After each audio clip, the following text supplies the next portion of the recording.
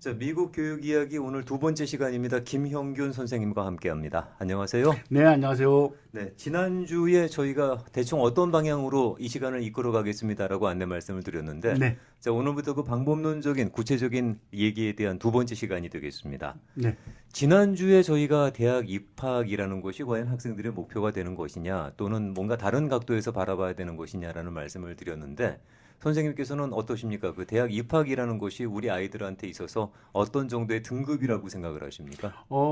제가 볼 때 대입이 교육의 목표가 돼서는 절대 안 된다고 생각을 합니다. 근데 사실은 그게 목표잖아요. 그런데 그렇게 인식을 하시고 계신 분들이 많은데 네. 오늘은 왜 이 대입을 우리 교육의 목표라고 생각하는 네. 이런 잘못된 인식이 네. 많은 분들에게 그렇게 머리에 떠오르게 되었는가? 네. 왜 이런 것이 이루어졌는가 하는 이 역사적으로도 그리고 네. 현실적으로도 왜 이렇게 생각을 오해를 하게 되었는지 하는 부분을 다루고 네. 다음번에는 실제 미국에서는 이렇게 되고 있더라 어. 하는 정도를 좀 다루면은 네. 아, 맞아. 대입이 꼭 목표가 되어서는 안 되겠지 하는 부분에 대한 얘기를 네. 같이 좀 고민해 보는 시간으로 하겠습니다. 지금 그 말씀이라 그러면은 현실과 네. 그리고 우리가 그런 프레임에 gat혀 있었던 어떤 고정관념과의 간격 차이로 확인할 수 있을 것 같네요. 네, 그런 프레임에 갇혔다는 게 왜 그런 프레임을 음. 우리가 받아들이고, 그러니까 내가 왜 그렇게 생각하는지를 네. 먼저 좀 한번 짚어봤으면 좋겠어요. 왜 그렇게 생각해요? 많은 분들이, 네. 그러니까, 교육은 출세의 도구다라는 생각을 많이 하고 있습니다. 뭐 사실이 그렇잖아요, 또. 그러니까 그게 이제 교육은 입신양명의 길이다. 그럼요. 입신양명을 하기 위해서 옛날 공자님이 말하셨던 그러니까 공부를 잘해요 입신양명 출세하야라는 그 예전에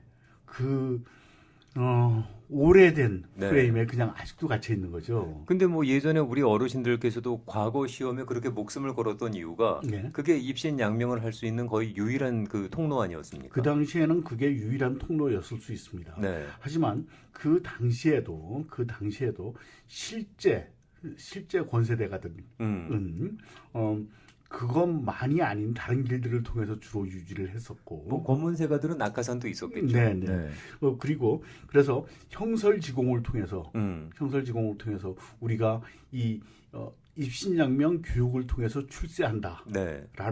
프레임을 우리는 아직도 벗어나지 못하고 있습니다. 어. 근데 그 프레임 자체가 사회가 오면서 많이 네. 바뀌었고 그런데도 아직까지 그 생각을 가지고 그래서 교육을 그 프레임 안에서 그래서 학벌이 생기면은 이건 입신양명 출세주의가 이루어지는 거구나라는 네. 그 생각을 아직도 하고 있는 거죠.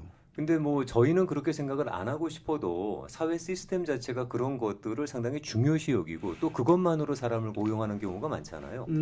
네. 그래서 실제로 그런지 안 그런지를 과거로 조금 돌아가 보자고요. 네, 그래요. 과거로 돌아가면 네. 뭐 멀리까지 돌아가지 말고 한 고려 시대나 이조 시대 정도만 돌아가 보자고요. 네. 그러니까 실제로 교육이라는 것이 사람들에게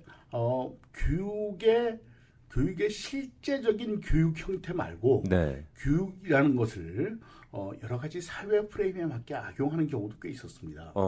악용했다는 말씀은? 악용했다는 얘기는 옛날에 양반과 상농으로 나눠져 있었던 사회 제도를 네. 교육받은 자와 교육받지 않은 자로 포장해서 구분을 함으로써 네. 우리는 교육을 받았기 때문에 우리는 양반으로서 이렇게 누려도 되지만 이래는 교육을 받았지 않기 때문에 네. 그럼 못 배운 쌍놈, 무식한 쌍놈이라는 단어로 네. 그러니까 단지 양반 쌍놈이 아니라 못 배운이라는 글자를 붙임으로써 내가 이런 특권을 누리는 것을 명분화시키는 거죠. 포장화시키는 그러니까. 네. 합리화시키는 용도로 거고. 교육이 사회적으로 프레임적으로 쓰인 적이 꽤 오래 있었습니다. 뭐 그러다니까 뭐 이제 일반 민중을 갖다가 우매하다고도 얘기하고 또 심지어 최근까지도 개돼지라는 표현이 나올 정도로 네, 그렇습니다. 네, 그렇게 그 뭐 민중 자체를 갖다가 상당히 이렇게 좀 아랫사람 보통 이하로 취급하는 뭐 그런 뭐 분위기가 있긴 있죠. 그거를 그대로 사용을 한 게 일제시대 때 오면서 어느 정도 친일적인 형태를 취하면서 해서 일본으로 유학을 갈 수 있었던 사람들은 네. 배운 자고 네. 우리는 지식 전문가이고 그렇지 않았던 일반 민중은 못 배운 자로 취급하는 교육을 통한 그러니까 어떠한 계급적이나 계층적인 구분을 네. 교육을 통해서 포장을 함으로써 거기에 정당성을 부여하고자 하는 사회적 프레임이 있었죠. 그러니까 선생님께서는 그러면 교육이라는 것이 어떤 계층 간의 구분을 갖다가 명확하게 할 수 있는 일종의 핑계거리다, 구실이었다라고 보시는 거군요. 네, 그리고 아니 계층 간의 구분을 하는 핑계거리가 아니라 네. 계층의 구분 때문에 나타난 교육의 차이를 마치 그것 때문에 교육 때문에 이러한 것이 발생된 것처럼 네. 교육 때문에 사회계층 차이가 발생된 것처럼 네. 즉 공부만 했으면 나도 뛰어난 양반이 될 수 있는데 너는 왜 공부를 안 해가지고 쌍놈으로 사니? 응? 나는 공부를 해서 이렇게 7, 8호서 잘 사는데 네. 너는 왜 공부를 안 해가지고 그렇게 사니? 네. 라는 그러니까 교육이 그러한 평가의 형태로서 사람들에게 자꾸만 밀어붙인 면이 꽤 많이 있습니다. 우리나라 역사적으로. 근데 실제로 어떤 그런 것들이 주요했는지 모르겠습니다만 교육을 통해서 어떤 신분 상승을 이루고자 하는 욕구는 특히나 한국에 계시는 분들한테는 상당히 본능적인 그런 뭐 욕구나 욕심이잖아요. 네. 그래서 이른바 그 당시 프레임에 만들었던 것이 개천에서 용난다. 그렇죠. 형설지공을 통해서 혼자 공부를 열심히 함으로써 저 시골에서 정말 힘들게 살다가도 공부를 열심히 해서 서울대 법대를 가서 판검사가 됨으로써 입신양명 출세한다. 그렇지. 네. 그래서 요즘 나오는 이상한 이 사건의 주행들이 다 그 고스를 겪은 사람들이죠. 그러니까 그 당시에서는 그것이 보장될 수 있는 길처럼 보였었고 그리고 그것을 열어놓음으로써 분명히 교육만 하면은 너도 충분히 잘 살 수가 있는데 니들은 왜 공부를 열심히 안 해서 그렇게 못 사니? 라고 사회적으로 써먹는 도구가 됐었죠. 그러면 선생님 말씀대로 그것이 그렇게 어떤 시대적으로 또는 계층 간으로 그 기득권을 유지하게 되는 뭐 명분으로 활용이 됐었다, 악용이 됐었다고 한다면 실제로 교육이 갖고 있는 참 목적은 뭐라고 생각하십니까? 실제로 교육이 갖고 있는 참 목적은 지난번에도 말씀드렸듯이 저는 기본은 잊어먹지 않습니다. 스스로 생각하고 스스로 문제 해결을 할 수 있는 정신적 발달을 시키는 것이 교육의 참 목적입니다. 근데 그거는 이제 기득권층이 원하는 방향은 아니잖아요. 그건 뭐 누가 원하는지 모르겠지만 그건 인류의 발전이 그들이 원하고 있습니다. 하긴요. 네.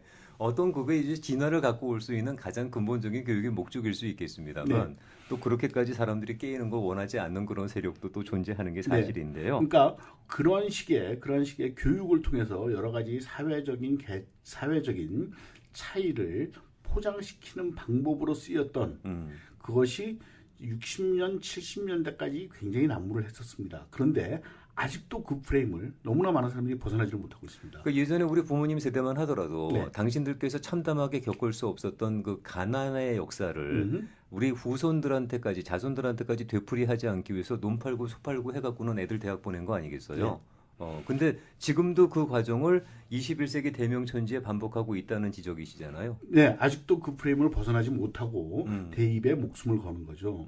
그리고 그러면서 어떻게 생각을 하는가 하면은 대학을 입학을 함으로써 완전히 계층이 달라질 수 있다라고 생각을 하는 거죠. 근데 이미 대학은 미국에서 한국 내에서도 자, 한국에서는 지금 현재 이른바 상류 10%의 소득층, 상위 10%의 소득층에서 본인 스스로 자수성가한 비율이 20%가 안 됩니다. 그 나머지는 전부 다 80%는 대물림입니다. 미국은 아직도 상위 10%의 소득층에서 80%가 자수성가입니다.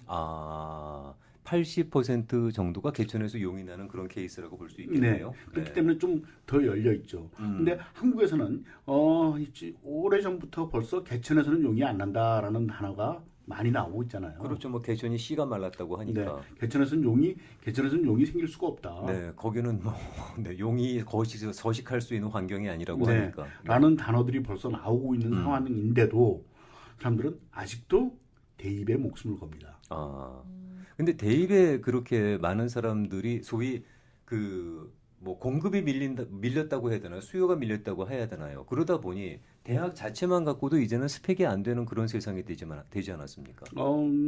요거는 다음 주에 좀 더 다루겠지만은요. 네. 지금 현재 대입이 예전에 대학이 가졌던 위치랑은 많이 달라졌습니다. 그렇죠. 네. 네. 그래서 그 대학교를 가는 것이 네. 모든 출세의 길이냐 그렇지 않다고 많은 학자들이 얘기를 하고 있고 사회 현상적으로도 실제로 그렇게 나타나고 있습니다. 네. 지금 현재 고등학교 졸업하는 학생들 나이 기준으로 봤을 때 그 나이 인구의 86%가 대학을 가고 그렇죠. 많이 가죠. 졸업 후에 60%가 실업자입니다. 아, 네. 상당히 참 꺼내놓기 불편한 그런 진실인데 네. 대학이라는 것이 결국은 최고 교육 기관으로서의 어떤 위치가 예전 같지 않다라는 그런 말씀이실 수 있겠네요. 네. 자, 예전에는 이제 그 개천에서 용이 나왔다라는 단어가 이제 대입이라는 것이 가지는 그 상징적인 의미였죠. 예전에 시골 동네에서는 프랭카드를 걸고 그랬습니다. 누구 서울대 법대. 맞아요. 네, 네. 그렇습니다. 이게 농경 사회에서 산업 사회로 전환되는 시대에 그것이 유일한 과정에서 이 유일한 길로 열려 있는 것처럼 많은 사람들에게 인식이 됐었죠. 근데 그건 이제 한국만의 어떤 증상은 아닌 것 같아요. 최근에 중국을 보더라도 중국의 소위 그 한국의 어떤 대입 수능 시험 같은 경우에는 네. 뭐 전 중국이 들썩들썩할 정도로 거기에 뭐 부모님들도 그렇고 학생들도 그렇고 목숨을 걸더라고요. 네, 그렇습니다. 네. 뭐 훨씬 더 경쟁이 치열합니다. 그러니까요. 네. 제가 중국에 가서 중국 친구들이랑 같이 뭔가 디스커션을 했었는데 네. 디스커션의 결말이 어떻게 나느냐? 어떻게?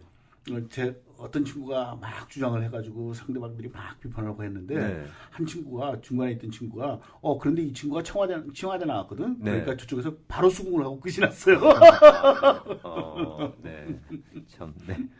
그 말 한마디에. 네. 네. 그래서 그러니까 대입을 하면은 모든 출세 보증수표가 이루어지는 것처럼 예전엔 그랬던 적이 있었죠. 그렇게 비슷하게 움직이던 적도 있었지만 그렇죠. 요즘은 그것도 아닙니다. 요즘 한국 사회에서도 그게 깨졌고 그렇죠. 깨졌는데도 미국은 진작에 깨졌고. 네, 아직도 그 프레임을 벗어나지 못하고 있는 경우를 굉장히 많이 봅니다. 그래서 그런 것 때문에 많은 분들이 이렇게 잘못된 프레임을 아직 그 사람들에게 강요되었던 프레임이다라고 저는 생각을 하고 있습니다. 네. 옛날에 전문가가 되는 과정이라고 한다면은 이제 많은 분들이 논리적으로 이렇게 생각을 했습니다. 전문가가 되고 괜찮은 직업을 가지려면 좋은 대학을 가야 된다. 과정이죠, 완전히. 예. 네. 그래서 이 사회에서 번듯하게 살 수 있지 않을까. 그렇죠. 라는 생각을 가지고 부모님들이 학생들의 대입에 목숨을 걸었던 거죠. 그렇습니다. 그리고 좋은 대학 가려고 애를 썼고. 네. 어느 학교만 입학을 하면 끝이었다. 그렇죠. 그리고 입학만 하게 되면 거의 뭐 졸업은 어렵지 않게 하는 뭐 그런 경우가 있었죠. 네. 네. 그래서 오늘은 여기까지만 일단 다루겠습니다. 그래서 다음 시간에는 어떻게 미국에서는 실제 어떻게 되고 있는지 한국의 교육 상황까지 들어가면은 이거 뭐 3박 4일을 해도 끝이 없는 얘기가 되니까 적어도 미국 상황은 어떤지 적어도 미국의 상황은 어떤지를 다음 주에 살펴보기를 하고요. 네. 그리고 이제 이 한국에서도 대학의 입학이 성공과 출세의 보증이 되지는 못합니다. 네, 뭐 그렇다 그러더라고요. 이제는. 네. 네. 미국에서도 마찬가지입니다. 미국에서는 안 그런 지가 오래됐고요. 뭐 미국 오히려 중퇴해야 더 성공할 확률이 높아지는 거 아니냐 뭐 그런 얘기가 농담처럼 나오니까. 네, 그런 얘기 많이 있습니다. 네.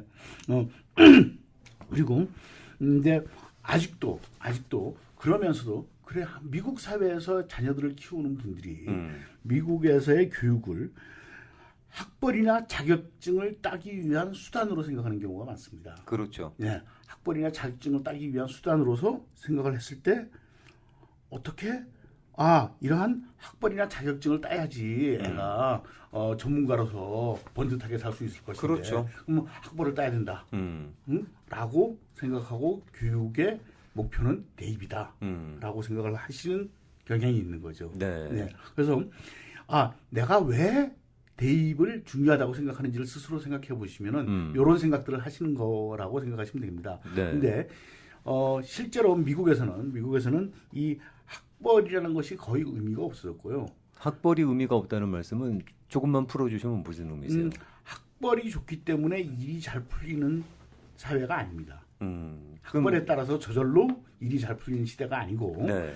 이거는 미국은 굉장히 오래전에 깨졌지만 한국도 이제 다 깨졌습니다. 근데 저희가 선생님 여기서 여담입니다만 네. 학벌을 중요시하는 이유는 네. 물론 그 학교가 갖고 있는 브랜드가 사람들에게 먹히는 것도 있지만 네. 그런 학교일수록 네트워킹이 상당히 잘 돼 있는 거잖아요. 네트워킹도 있습니다. 뭐 동문들이 밀어준다거나 네. 뭐 그런 것들이 꽤 긴밀하게 연결이 돼 있기 때문에 또 그렇게 선호들 하시는 건데.